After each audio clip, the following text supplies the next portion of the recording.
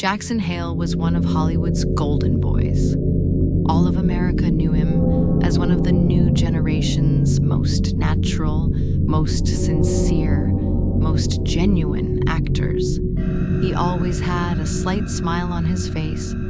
He seemed like a man who hadn't lost his inner light, despite the weight of the world, but behind that mask lay a much darker story that no one knew about.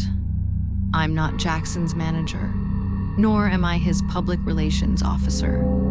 I'm not the last person to know everything around him. I am a witness to what he went through, and now I am terrified because I feel like what I am telling you will come back to haunt me. But I know that if I don't tell this story, no one will believe me. That is why I am telling it. Jackson's transformation.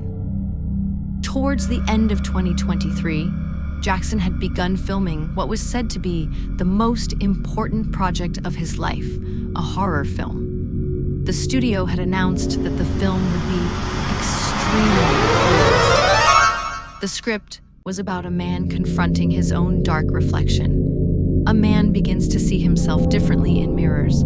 This reflection gradually seeps into real life. Sounds cliché? If only it were.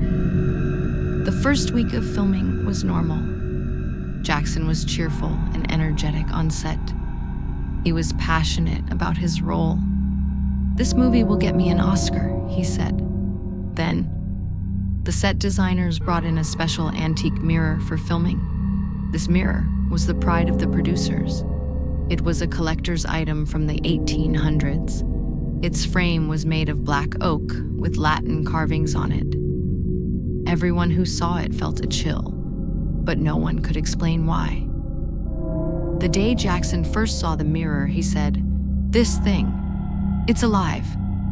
No one paid attention. If only someone had. The moment reality broke. One of the scenes went like this. Jackson goes to the bathroom in the middle of the night, looks in the mirror, and his reflection smiles at him. But he doesn't smile back. The scene could have been solved with a simple, special effect. But the director, who loved realism, asked Jackson to look at the mirror, distort his facial expressions, and act as it came to him. The camera was rolling. The director said, "Action!" Jackson looked at the mirror. And at that moment, something outside the script happened. The Jackson in the mirror blinked. But Jackson hadn't blinked. The set suddenly went cold. The director yelled, "Cut!" because he thought Jackson was improvising. But I saw the expression on Jackson's face. That face, it wasn't a human face anymore. It was the expression of a man slowly breaking down. When the scene ended, Jackson didn't let go of the mirror. His fingers seemed glued to the frame. I didn't do that," he said in a low voice. "What didn't you do?" I asked. My reflection blinked. The set erupted in laughter. I didn't laugh, because at that moment, I saw a small fog in the mirror.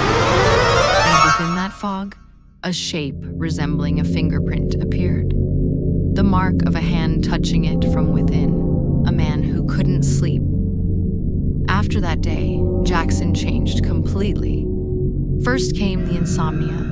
He would send messages in the middle of the night. When I woke up, the me in the mirror was staring at me. It moves when I turn off the light. Someone is in my house. And then, things got even stranger. One night, Jackson called me at 3:27 a.m. When I answered the phone, I only heard his breathing. Jackson, are you okay?"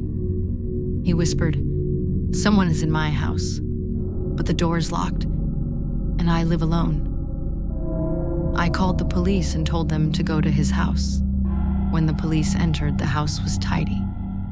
Everything was in its place. But Jackson was in the bathroom. He was standing. He was looking in the mirror. He seemed to be in a trance. The police asked, "Are you okay?" Jackson turned and looked at them, but there was a smile on his face. That smile wasn't his. It was the one in the mirror. Without saying a word, he simply said, "I'm fine."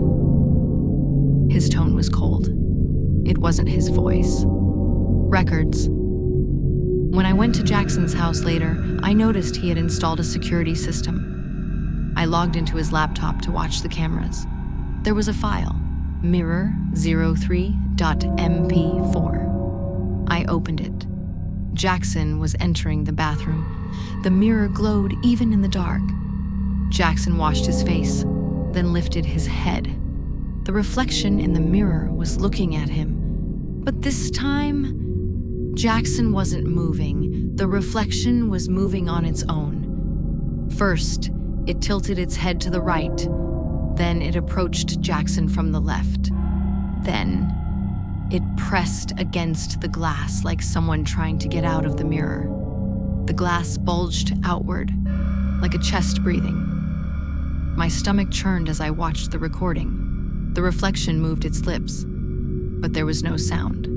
Just a pure white smile and dark eyes. In the last second of the recording, Jackson screamed and ran out of the bathroom. The mirror, meanwhile, cracked on its own. The mirror won't leave the house. Jackson wanted to throw the mirror out of his house. We called a truck. The men tried to lift the mirror, but it wouldn't budge. It was as if it were nailed to the floor. 2 men tried 4 times. Each time, the result was the same. The mirror wouldn't move. One of them joked, "It's like it wants to stay with you." Jackson yelled at the men to leave. The men left the house. The mirror remained in the room. Jackson collapsed to the floor, burying his head in his hands. I'm attached to the mirror," he said. "What do you think it wants?" Jackson looked at me. His eyes were bloodshot. "To take my place." The last night. On Jackson's last day, I decided to go see him. When I opened the door, the house was completely silent. No lights were on. Jackson was waiting for me in the living room. He had a hammer in his hand. "I'm going to break it," he said. "These things are psychological." I lied. I couldn't even convince myself. Jackson stood up. He was trembling. "I'm afraid to look in the mirror, but it won't leave me alone." We went to the bathroom together. The mirror, it looked completely different now. A blackish liquid was seeping from the cracks. A point that glowed like a human eye was also visible inside the frame. Jackson raised the hammer. At that very moment, the reflection in the mirror smiled. Jackson wasn't smiling. The reflection moved its lips. "It's my turn." The mirror suddenly bulged outward. The cracks grew. Jackson fell backward. The mirror exploded as if someone had punched it from the inside. The lights went out. Everything went dark. I fell to the floor, unable to see anything for a while. When the lights came back on, Jackson was gone. The mirror was gone too. There was only a black burn mark where it had been, like the silhouette of a person. When the police arrived, they found nothing. Jackson was officially declared missing. But I know, Jackson didn't die that night. He was taken by the mirror. 3:14 a.m. After the night Jackson disappeared, the thing that scared me the most was this. Every night at 3:14 a.m., a shadow appears in the bathroom mirror. That shadow resembles Jackson, but it has no eyes, just a black void.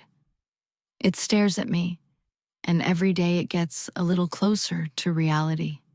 I know it will come inside soon.